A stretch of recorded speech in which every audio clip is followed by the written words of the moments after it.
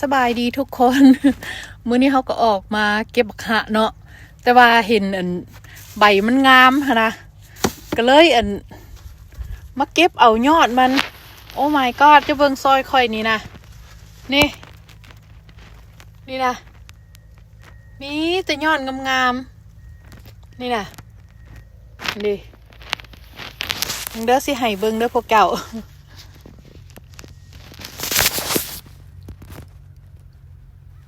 อันนี้ก็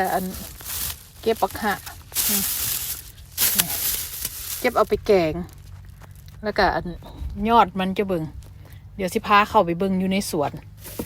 อีกโอ้ยจังหน่อยสิจังมาใส่ถุงเนาะ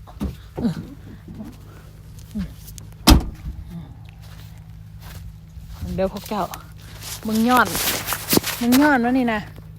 สิว่าให้ค่อยสะออนไปไหนนะเพื่อนเห็นเนาะมุ้ยไผ่เก็บทิมซื่อเสียดายเมืองหมากแกมันกระบักไกลาย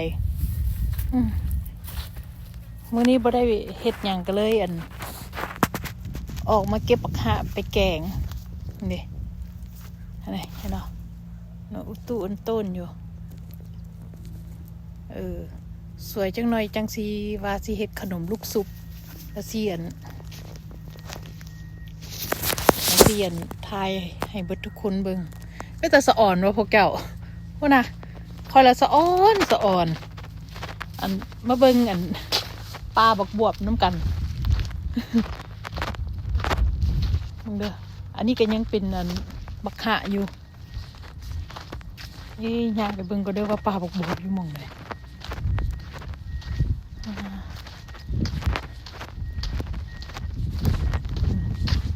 นี่เด็กเบิ่งกระเจ้าเก็บมากองไว้บักบวบนะเด้อพูดนะนี่เด้พวกข่อยก็สิไปเก็บเอาจาก4-5 หน่วย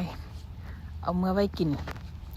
เดี๋ยวนี่เห็นเนาะกระเจ้าเก็บเห็นบ่บักบวบเห็นเนาะเขาก็ใส่เป็นบล็อกไว้อันนี้นี่อันนี้มันเป็นของคอมพานีเนาะแต่ว่ามันเบิร์ดซีซั่นมันแล้วค่ะนะ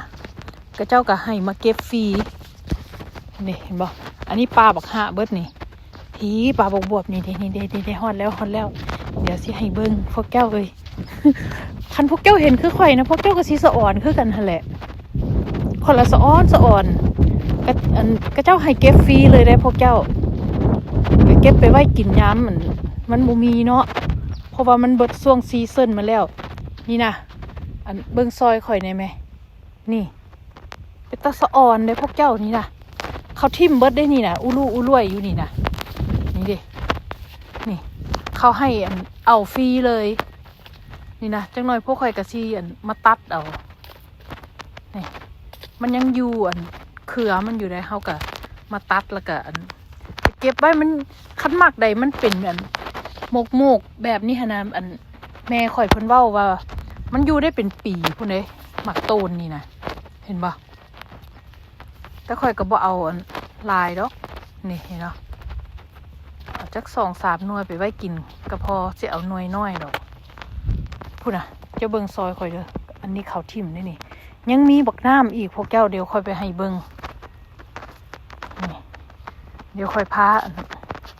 พวกเจ้าไปเบิ่งบักน้ำเจ้าหน่อยพวกก็สิไปเก็บบักลอยกับหมากกันบักบวบเมื่อไว้กินนี่เด้อันนี้เขาเอาลงแล้วเพราะว่ามันเบิดซีซั่นมันแล้วเนาะมันเป็นยามหนาวแล้วนะนี่เด้เห็นบ่พวกเจ้านี่นะเห็นบ่เขาทิ่มเบิดได้นี่นะนี่เด้มันไผอยากได้เขาก็ให้เอาฟรีเลยอันนี้มันบักน้ำเด้อพวกเจ้านี่นะปลาบักน้ำเบิดนี่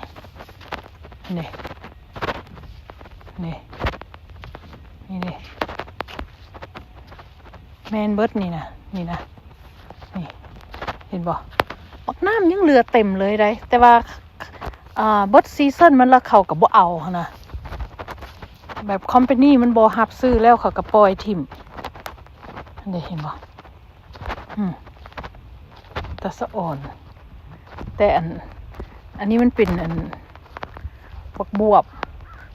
กับบักลอยนี่ดิก็เจ้าเอาข้างลงแล้วแต่เขาก็ยังปล่อยให้เก็บอยู่เลยมันก็ยังมีอยู่ในข้างมันอยู่นะมื้อนี้บ่ได้ไปเวียกก็เลยพากันออกมาเก็บ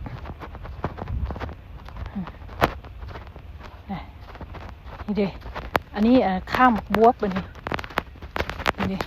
เห็นป่ะนี่บักบวบอันนี้เห็นป่ะอันนี้มันก็ยังมียอดบักบวบอย่างอยู่เห็นป่ะ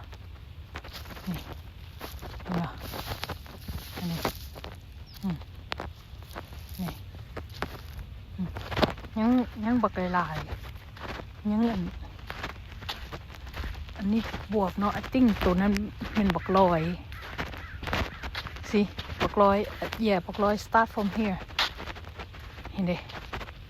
หรอหน่วยมันอุลุยนี่แก้วเห็นไหม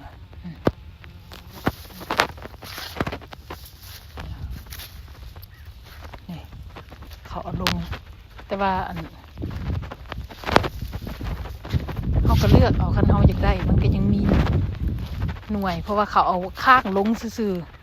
ๆสิเห็นบอกแต่มันก็ยังมีอยู่ในเครือมันเห็นบอกมันเป็นอย่างสินี่เห็นไหมมันก็ยังเก็บได้อยู่สิเขาก็ไปกินได้แบบนี้เห็นไหมนี่เด้นี่เด้เห็นไหมมันก็ยังมีปกลายเพื่อนในพวกเจ้าสิเพราะว่ากระเจ้าบ่เอาแล้วมันเบิดซีซั่นมันนะอยู่ทางในคุณเห็นเหรอ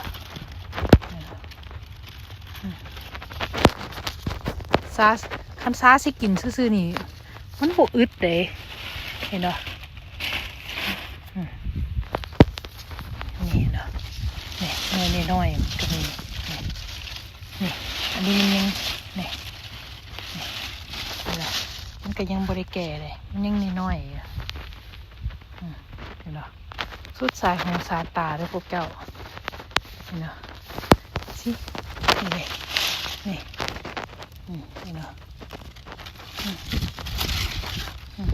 เห็นเหรอเขาก็เอาได้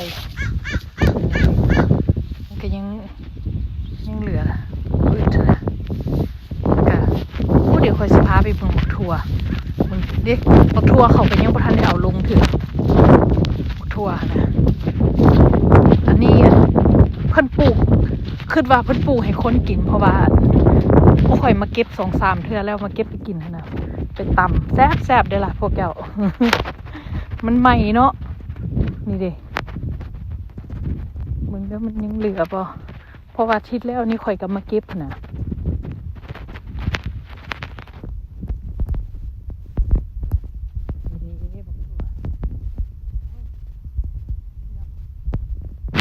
อันนี้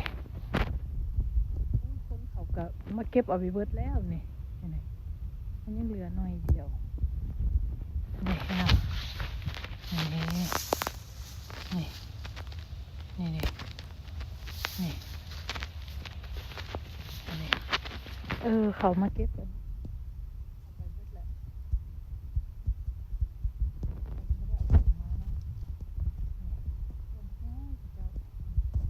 เก็บตำแซ่บ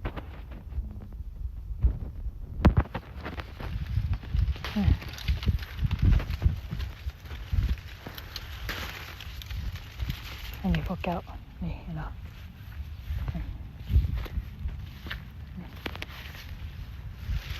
นี่เนาะกับมาเก็บเอากับพอสิได้ซื้อกับเซฟเงินไปนะอันนี้มันหลายอยู่ได้นี่อันนี้บ่มีโคดาวพุ่นนะนี่เด้โอ้ยขอยกระซิมาเก็บเอาก่อนนี่เด้นี่เด้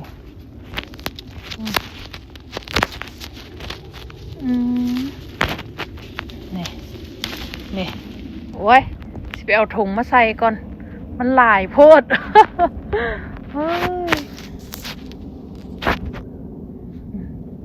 โอ เคมีอย่างเทื่อหน้าสิอันถ่ายให้เบิ่งใหม่เด้อพวกเจ้าเด้ออันนี้ก็โอเคได้เนาะโอเคบาย